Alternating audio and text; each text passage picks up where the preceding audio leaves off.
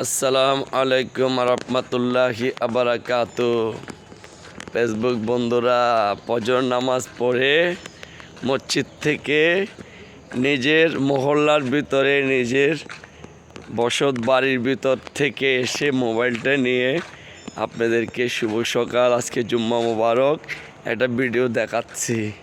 তাই সবাই দেখে উপভোগ করে একটি জিনিস, 5 ওয়াক্ত নামাজ পড়বেন। এক মুসলমান ভাই আরেক মুসলমান ভাইয়ের উপকার করবেন। এক মানুষ আরেক মানুষের প্রতি সর্বসময় সর্ববিপদ আপদের মাঝে থাকবেন।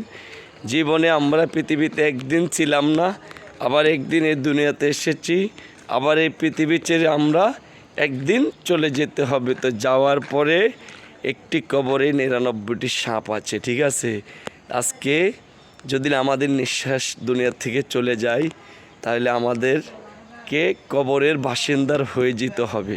তাই আমরা যেন ওই কবরে যাব, ওই কবরের ইমান আমল এবং 5 ওয়াক্ত নামাজ পড়ে যদি ওই কবরে যেতে পারি, তাহলে আমাদের কবরও শান্তি, এবং কবর যদি শান্তি পাই, দুনিয়া তো শান্তি পাবো, আখেরাতেও শান্তি পাবো। তো ওই কবরের পুঁজির জন্য 5 ওয়াক্ত নামাজ পড়বেন, নিজেকে নিজে নিয়ে সুন্দর থাকবেন। এক একটি কবরে 99টা সাপ থেকে বাঁচতে হলে 5 ওয়াক্ত নামাজ পড়বেন। ওটাই আমার সব ফেসবুক বন্ধুদের কাছে রিকোয়েস্ট। আসসালামু আলাইকুম রহমতুল্লাহি বারাকাতু।